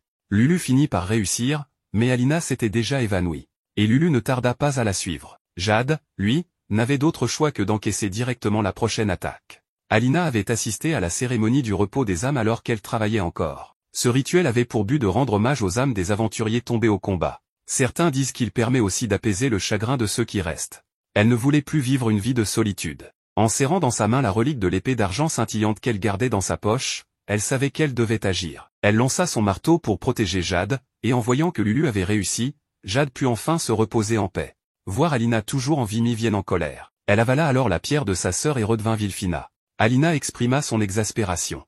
Elle attendait ce festival avec impatience et avait travaillé dur, faisant des heures supplémentaires chaque jour. Elle ne pardonnerait jamais à quiconque de lui avoir volé son plaisir, qu'il s'agisse d'un dieu maléfique ou de qui que ce soit d'autre. Alina activa Diabreke, peu importe combien de tirs Vilfina lançait, Alina les esquiva tous avant de lui asséner un coup puissant qui détruisit le dieu des ténèbres. L'équipe s'en sortit saine et sauve, Lulu étant la dernière à se réveiller. Dans un moment chargé d'émotions, elle avoua qu'elle avait longtemps détesté son pouvoir de guérison. Mais grâce à lui, elle avait pu sauver ceux qui lui étaient chers. À présent, elle pouvait enfin l'accepter et l'aimer. Elle voulait continuer à progresser avec eux, pour toujours. Plus tard, de retour au festival, Alina ne s'attendait pas à revoir Jade. Mais cela ne la dérangeait pas qu'il reste un moment. Elle lui donna les fleurs qu'elle comptait déposer pour la cérémonie du repos des âmes et lui expliqua qu'elles étaient destinées à un aventurier nommé Shrewd, qu'elle connaissait bien dans son enfance. Elle demanda à Jade de ne pas mourir non plus. Réalisant que c'était un peu embarrassant, elle se rattrapa en disant qu'il était tellement tenace qu'elle ne croyait pas que les monstres pourraient le tuer, même s'ils essayaient. Jade répliqua avec assurance que, mis à part son marteau de guerre, il ne comptait mourir de la main de personne d'autre. Alors que des aventuriers arrivaient pour les saluer, ils demandèrent si les deux étaient en rendez-vous. Alina répondit que Jade l'avait forcé en échange de quelque chose d'irrésistible. Probablement pas la meilleure phrase à dire pour une personnalité publique comme Jade. Les aventuriers remercièrent Alina pour toute l'aide qu'elle leur avait apportée et scandèrent son nom en chœur. Elle n'en revenait pas qu'ils la voyaient ainsi. Son cœur se mit à bouillir d'émotion. Elle était convaincue que ces aventuriers faisaient la queue à son comptoir juste pour la forcer à faire des heures supplémentaires. Furieuse, elle leur cria de faire la queue à un autre comptoir la prochaine fois qu'ils la verraient. Elle ne voulait plus d'heures sup. La foule était ravie d'admirer les lanternes flottantes de la cérémonie du repos des âmes. Alina, intriguée, se demanda pourquoi personne ne pleurait. Jade lui expliqua que c'était pour que les âmes qui s'élevaient vers le ciel ne se sentent ni seules ni prisonnières d'une tristesse éternelle. Le reste de l'équipe vint les rejoindre. Ils voulaient célébrer leur survie avec une fête. Et ils réussirent à convaincre Alina, bien qu'elle ait encore du travail le lendemain. Elle s'était attendue à se sentir plus seule et nostalgique. Mais avec toutes ces personnes bruyantes autour d'elle, elle n'avait même plus le temps d'y penser. Un autre jour dans les donjons, Alina était furieuse contre les monstres araignées. Parce que ces aventuriers incompétents n'avaient pas pu nettoyer ce donjon, elle avait encore été forcée de faire des heures supplémentaires. Une arachnée dans son nid était extrêmement difficile à gérer, mais pas pour Alina, qui défonça directement le mur du donjon jusqu'à la salle du boss. L'équipe de Jade n'avait jamais vu une stratégie pareille auparavant. Pour pouvoir terminer son travail à l'heure, Alina détruisit tout sur son passage. L'on n'aurait jamais imaginé que ces monstres redoutables seraient vaincus par une réceptionniste dont le seul objectif était d'assister à la formation des nouveaux arrivants. Son but en y assistant, cependant, était d'éliminer les heures supplémentaires de sa vie pour de bon.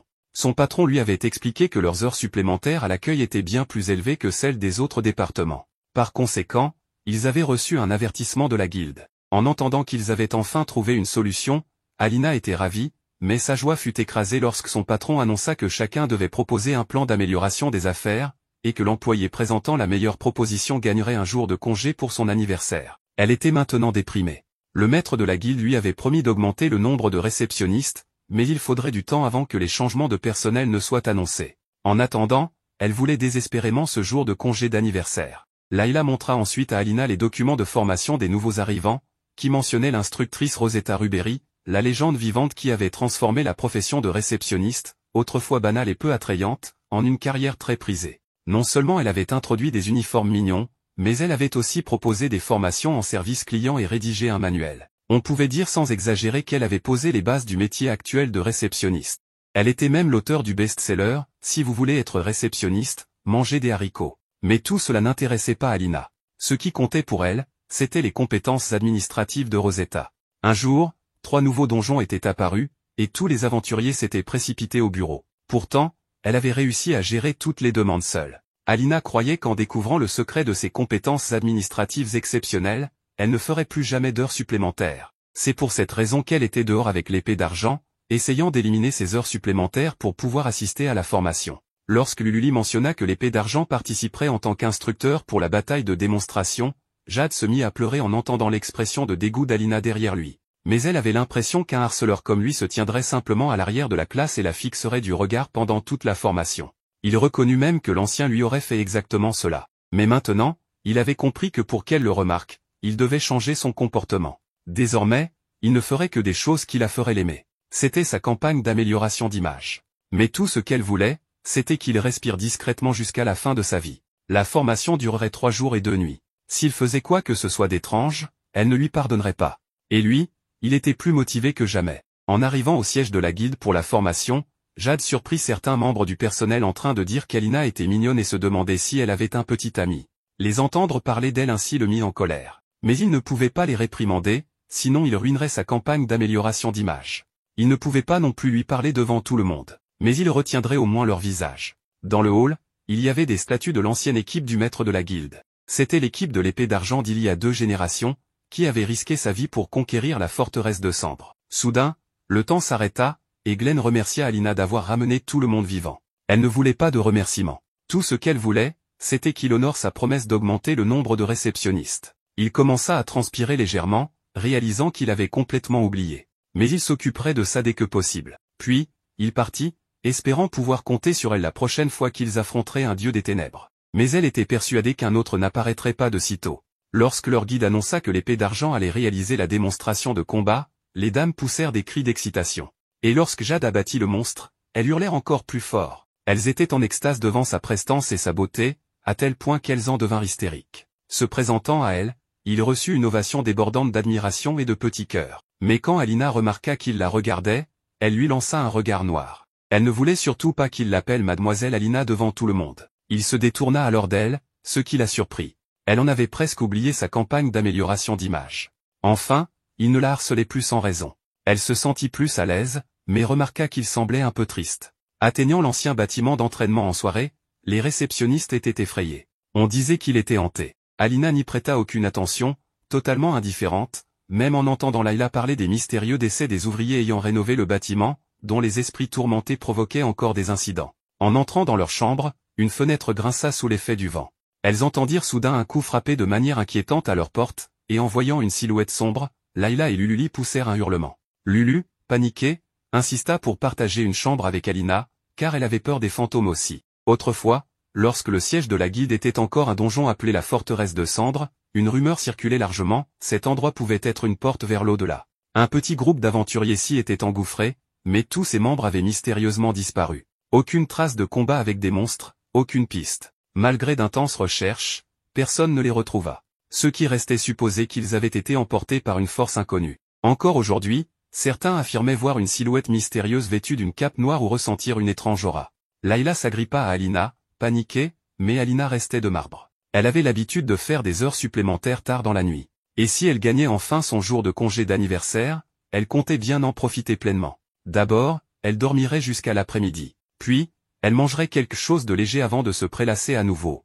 Ensuite, elle retournerait dormir. Et quand elle aurait faim, elle s'offrirait un dîner somptueux. Ses amis critiquèrent son programme limité à manger et dormir, mais Alina était convaincue, échapper aux tourments de la société et profiter d'un repos bien mérité était essentiel pour un adulte actif. Les filles remarquèrent alors que Jade ne collait plus Alina comme d'habitude et se demandèrent s'ils étaient en froid. Alina et Lululi expliquèrent sa campagne d'amélioration d'image, et Layla en profita pour taquiner Alina, insinuant qu'elle devait secrètement se sentir seule. Alina se rappela l'expression triste de Jade plus tôt, mais elle répondit calmement qu'ils avaient juste repris la distance normale entre une réceptionniste et un aventurier. Layla était déçue de ne plus avoir d'histoire romantique à suivre, mais elle en profita pour déclarer son amour pour leur exécuteur. Elle se lança dans une tirade sur sa force et son mystère, ce qui fit comprendre à Lululi qu'elle ignorait totalement le secret d'Alina. Dans la chambre des garçons, Jade reçut des informations de l'eau concernant l'homme mystérieux en noir, celui qui divulguait l'existence de quêtes secrètes aux aventuriers et les incitait à agir dans le but de réveiller les dieux sombres. L'eau évoqua la possibilité d'un traître. Avant,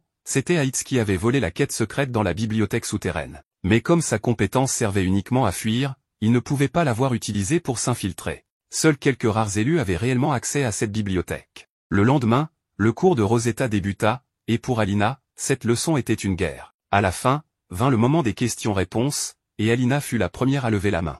Elle demanda comment résoudre le problème des heures supplémentaires. Rosetta sourit en coin, réalisant qu'Alina n'était pas une novice. Alina était prête à entendre le secret qui lui permettrait d'en finir avec le surmenage.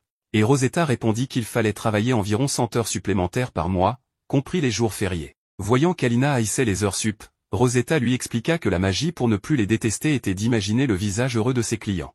Alina était sous le choc. Mais Rosetta était convaincue, la souffrance d'Alina venait du fait qu'elle voyait son travail comme un travail. Elle devait le voir comme son amant. Qu'elle dorme ou soit éveillée, elle devait toujours penser au travail et aux besoins de ses clients. Une fois à ce niveau, elle serait libérée du concept même du labeur et deviendrait une super réceptionniste. Layla amena Jade voir une Alina totalement brisée. Son âme était en miettes.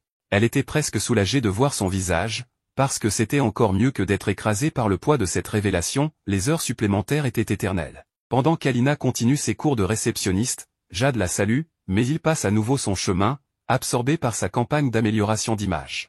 Nous apprenons maintenant que la commission d'enquête de la guilde a exprimé sa déception envers Jade. Ils exigent que l'épée d'argent obtienne des résultats et recrute des membres honorables, mais il n'a pas rempli ses exigences. Glenn insiste pour lui donner un peu plus de temps, mais l'un des membres n'est pas totalement d'accord. Il lui rappelle que, dans ce domaine, la force mentale est tout aussi importante que la force physique. Ainsi, la meilleure option serait de lui faire confiance. Jade nous raconte qu'à l'époque, Glenn a décidé de lui faire confiance, ainsi qu'à ses compagnons, car la scène que nous venons de voir s'est déroulée dans le passé. Mais soudainement, dans le présent, il le retrouve en train d'observer l'une des statues. Glenn lui confie que les 15 dernières années ont passé en un éclair. Tous les membres de son groupe, à l'exception de lui, ont malheureusement perdu la vie. Aujourd'hui, il se remémore sa guérisseuse, sa fille, qui est également décédée. C'est l'anniversaire de sa mort, et il repense à tous les bons moments qu'ils ont partagés ensemble. Finalement, il demande à Jade s'il veut quelque chose, mais ce dernier ne se souvient même plus s'il comptait lui dire quelque chose ou non.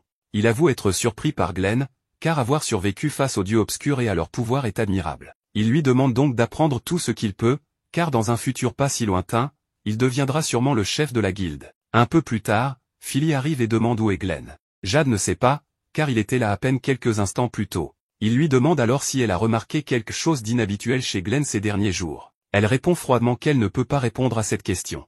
Jade s'excuse, mais elle lui demande s'il pense que Glenn est l'homme en noir. Quoi qu'il en soit, elle lui rappelle que Glenn ne serait pas assez stupide pour mettre le monde entier en danger. En revanche, Il est du genre à utiliser ses capacités pour s'éclipser quand le travail administratif commence à s'accumuler. Elle poursuit en racontant qu'autrefois, Glenn était très froid, sans charisme, au point qu'il pensait qu'il n'avait pas d'âme. Mais quelqu'un l'a changé, sa fille, une orpheline qu'il a adoptée et élevée. Cela l'a forcé à mûrir. Malheureusement, il l'a perdue plus tard, et c'est bien triste, car elle représentait toute sa vie. Philly pense que, pour sa fille, il serait capable de certaines choses. L'après-midi, les deux réceptionnistes en formation ont terminé leur cours. Layla dit qu'elle reviendra bientôt, laissant Alina seule. C'est alors que son admirateur de l'épisode précédent réapparaît pour lui dire que même sa voix est magnifique. Il avoue qu'il trouve toutes les réceptionnistes jolies, mais qu'elle est sans aucun doute la plus belle de toutes. Alina ne sait pas quelle expression adopter face à cette situation. L'homme continue en lui disant qu'il est difficile d'être la nouvelle et de ne pas savoir comment tout fonctionne. Il comprend ce que ça fait et aimerait beaucoup lui apprendre quelques astuces. Qui sait, il pourrait en profiter pour mieux se connaître. Alina refuse poliment, mais cet homme ne compte pas abandonner. Il se sent offensé qu'une novice lui réponde aussi sèchement. Heureusement, Jade arrive et lui demande ce qu'il est en train de faire. Il se rappelle soudain qu'il l'a vu espionner les réceptionnistes la veille et l'avertit que s'il continue ainsi, il aura de sérieux problèmes. L'homme s'enfuit en courant. Jade avertit Alina qu'elle doit rester sur ses gardes, même au sein de la guilde, face à des individus comme lui. Puis il s'éloigne. Mais, contre toute attente, Alina l'arrête pour le remercier de l'avoir sauvé de ce type. Jade lui répond simplement de rien, mais cela ne satisfait pas Alina. Dans ses pensées, elle remarque que, d'habitude, il la taquine un peu. D'une certaine manière, cela lui manque. C'est pourquoi elle lui fait remarquer que sa campagne d'amélioration d'image a l'effet inverse. Elle se sent étrange face à son attitude distante. Alina veut savoir pourquoi il ne peut pas être comme avant. Cela l'agace qu'une personne qui passe son temps à l'embêter fasse soudainement comme si elle n'existait pas. Elle lui demande d'arrêter d'être aussi froid et de redevenir comme avant. Jade accepte, mais lui demande si son comportement l'a vraiment blessé. Elle répond que oui. Alors, il s'excuse, car ce n'était pas son intention. Il ajoute que ce genre de choses n'est pas son fort. Cela crée une atmosphère un peu gênante entre eux. Mais, peu après, Layla arrive, les bras chargés d'achats, et elle en a aussi pris pour Alina. En voyant Jade, elle en profite pour lui demander s'il a entendu parler des rumeurs disant que la faucheuse apparaît dans la salle d'entraînement. Jade lui répond que oui, mais que ce ne sont que des rumeurs, rien de plus. Layla est agacée d'entendre cela, car on dirait que personne n'éprouve de crainte à ce sujet. Elle pense que cette affaire est très importante à cause du danger que représente l'homme dissimulé sous sa tunique noire. Jade lui demande si elle est sûre de ce détail, et Layla confirme, car c'est ce qu'elle a entendu. Jade lui demande alors de le prévenir si elle apprend quelque chose de nouveau. Soudain, ils apprennent la découverte d'un nouveau donjon à cet étage, et les bureaux des réceptionnistes de la guilde sont sur le point de s'effondrer sous la charge de travail. À cette annonce, les réceptionnistes comprennent que l'enfer les attend une fois leur formation terminée. Cependant, Alina estime qu'elles ne devraient pas s'en préoccuper tant qu'elles en sont éloignées, sauf si quelqu'un vient leur dire qu'elles doivent s'en occuper. Finalement, elles reçoivent une pile de missions non traitées. Comme la charge de travail est immense, elles doivent prêter main forte. Plus tard, on les voit gérer la paperasse, et Alina ne comprend pas pourquoi elles doivent faire des heures supplémentaires même en formation. Elle n'en revient pas et maudit son patron avec rage.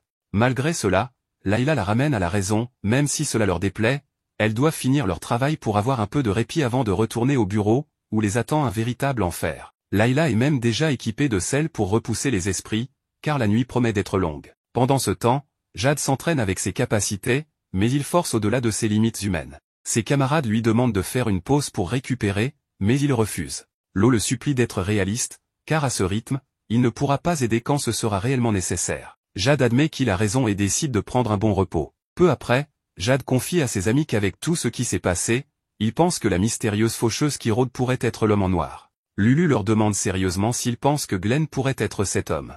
Les autres ne répondent pas, et elle-même finit par dire que cela n'aurait aucun sens, s'il s'agissait vraiment de lui, il n'aurait pas laissé Alina en vie, car elle est la seule capable de tuer les dieux obscurs. Or, si son objectif est de les ressusciter, rien de tout cela n'a de logique. Jade admet que tout est très contradictoire, mais le doute persiste. Lulu refuse de croire qu'il soupçonne Glenn, et Jade lui-même se sent mal, car il lui fait confiance.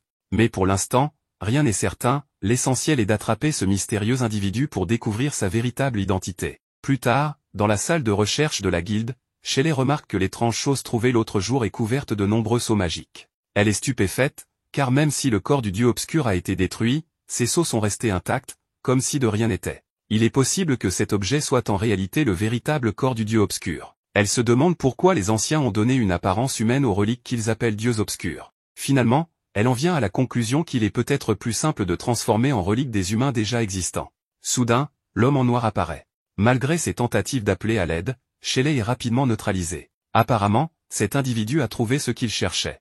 Pendant ce temps, Alina dort, ce qui terrifie Layla, qui déteste rester éveillée seule. Pour ne rien arranger, des événements étranges commencent à se produire, la remplissant d'effroi. Elle tente de réveiller Alina, mais sent quelque chose s'approcher lentement. Soudain, la porte s'ouvre d'elle-même et le sim qu'elles avaient vu plus tôt apparaît en disant « Je te hais ». Paniquée, elle jette du sel, ce qui réveille Alina. En voyant ce qui se passe, cette dernière frappe l'apparition, qui disparaît aussitôt, comme si elle l'avait réellement exorcisée. Layla pense qu'elles doivent prévenir Jade immédiatement, car elles ne peuvent plus rester ici une seconde de plus. Pendant ce temps, Jade s'entraîne dur pour devenir plus fort, se rappelant qu'Alina lui a demandé de ne pas mourir. Celle-ci apparaît soudainement et lui demande pourquoi il est allongé par terre. Jade est surpris, mais Layla surgit et crie qu'elles ont vu un fantôme. Jade s'interroge sur la véracité de cette affirmation, puis mentionne qu'il pourrait s'agir d'un monstre fantôme, surtout en se basant sur la façon dont Alina l'a frappé. Selon l'eau, seuls les monstres disparaissent ainsi, ce qui laisse supposer qu'il s'agit d'un monstre spécial.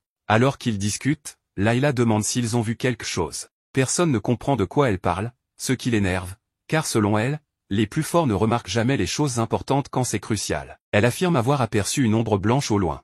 Jade active son pouvoir pour vérifier et confirme qu'elle a raison. Ils doivent la poursuivre, mais Layla est forcée de rester seule, car ils ignorent si c'est dangereux. Le problème, c'est que ce qu'ils poursuivent semble être la faucheuse elle-même, et elle est extrêmement difficile à rattraper. Lorsqu'ils entrent dans un bâtiment, la silhouette leur fait face et déclare qu'elle attendait ce jour depuis longtemps. L'instant d'après, ils sont précipités dans un gouffre sans fin. La tête d'Alina lui faisait un peu mal en se levant, mais probablement moins que le dos de Jade, puisqu'elle était assise sur lui. Cependant, il ne put s'empêcher de plaisanter en disant qu'il n'aurait pas été contre rester coincé sous elle un peu plus longtemps, ce qu'elle n'apprécia pas du tout. Lululi crut d'abord que c'était l'œuvre du faucheur, mais Jade fut plus réaliste, il supposa que c'était probablement ici que les aventuriers disparus, soi-disant victimes du faucheur, avaient fini. Cet endroit était probablement un étage caché de la forteresse de cendres, ce qui signifiait que des monstres de haut niveau rôdaient, et que des aventuriers isolés de leur groupe avaient peu de chances d'en ressortir vivants. Cela bouleversa profondément Alina. Non pas à cause des monstres dangereux, mais parce que ce gigantesque donjon de cet étage allait sans doute la piéger dans des heures supplémentaires infernales pendant des semaines. Cette fois, elle allait vraiment tuer quelqu'un. Jade, lui, n'en revenait pas que ce soit encore la seule chose qui la préoccupait. Alina commença à craquer. Son espoir d'échapper aux heures supplémentaires venait d'être anéanti par le travailleur ultime, et un fantôme vint même interrompre cette nouvelle surcharge de travail. L'homme en noir apparut soudainement, et le groupe se mit immédiatement en garde. Jade ne pouvait même pas sentir sa présence, comme si le temps s'était arrêté et que l'homme s'était téléporté ici. Lorsqu'il ôta son masque, tout le monde fut choqué de découvrir qu'il s'agissait en réalité du maître de la guilde, Glenn. Jade avait toujours eu des soupçons. Mais pour Glenn, Jade restait trop naïf et idéaliste. Jade voulait en savoir plus, mais au lieu de tout expliquer par des mots, Glenn préférait leur montrer la vérité. Lorsque Glenn était encore le chef de l'épée d'argent, il avait tenté de laisser la fille qui allait devenir sa fille adoptive dans un orphelinat. Son maître refusa sa demande, affirmant que c'était un entraînement important pour lui, apprendre à aimer et être aimé. Il jugeait Glenn trop rigide et froid. Glenn ne comprenait pas à l'époque, mais lorsque Lynn lui demanda à manger en tendant la main, son monde changea. Le groupe arriva dans ce qui était autrefois une salle de boss. C'était aussi là que l'ancienne équipe de l'épée d'argent, 2 générations plus tôt, avait péri. Ils étaient à un coup de vaincre le boss, mais en un instant, ils furent tous réduits en cendres. Seul Glenn avait eu la chance d'éviter les flammes et de survivre. C'est alors qu'il découvrit un moyen de ramener les morts à la vie. Il reconstruisit la forteresse de cendres pour en faire le quartier général de la guilde, gardant son niveau souterrain secret, afin de préserver ce lieu tel qu'il l'était des années auparavant. Remonter le temps demandait plus d'efforts à mesure que les changements s'accumulaient. Il comptait utiliser le pouvoir d'un noyau de dieu sombre pour revenir en arrière. C'était la raison pour laquelle il était devenu maître de guilde. Lorsqu'il rencontra Alina pour la première fois, il remercia les dieux, car il attendait depuis des décennies quelqu'un d'assez fort pour vaincre les dieux sombres. Il fut convaincu de ses capacités dès leur première interaction. Il utilisa Rufus, Heights et tout ce qu'il pouvait pour accomplir son objectif. Jade frappa Glenn en plein visage, furieux qu'il ait fait subir tout cela à Alina. Mais celle-ci l'arrêta, voulant juste confirmer les véritables intentions de Glenn. Le maître de la guilde ôta son gant et expliqua la véritable nature des noyaux sombres. Implanter un noyau dans le corps d'un humain le transformait en dieu sombre. Ces entités n'avaient pas été créées par les anciens, tous les dieux sombres étaient autrefois humains, ayant renoncé à leur humanité. Et maintenant que Glenn avait le noyau en main, il pouvait obtenir un immense pouvoir en échange de son âme. Son seul but, ramener sa fille à la vie. Il devait lui dire quelque chose qu'il n'avait jamais pu exprimer à cause de sa fierté mal placée. Avant de partir en mission, il avait dit à Lynn qu'il se rendait dans un donjon dangereux et que, s'il ne revenait pas, elle pouvait prendre l'argent dans le tiroir. Elle lui avait répondu d'arrêter de faire comme s'il écrivait son testament à chaque départ. Elle lui assura qu'elle était heureuse tant qu'il rentrait en vie et en bonne santé. Elle lui avait dit « Je t'aime, papa », mais il n'avait pas su comment répondre. Elle savait qu'en tant qu'aventurier, il risquait sa vie à chaque mission, et elle voulait juste qu'il sache qu'elle l'aimait. Elle lui avait demandé s'il ressentait la même chose. Au lieu de répondre, il lui demanda pourquoi elle ne le détestait pas. Il lui avoua qu'il ne l'avait recueilli que parce que son maître l'avait forcé. Mais même face à ces paroles dures, elle ne lui en voulut pas. Elle connaissait les véritables horreurs du monde. Dans la rue, personne ne lui adressait un regard. Même quand elle était affamée et transie de froid, tout le monde l'ignorait. Mais Glenn, lui, était resté, même s'il râlait et passait son temps à s'entraîner. Rien que le fait qu'il la regarde et lui parle la rendait heureuse.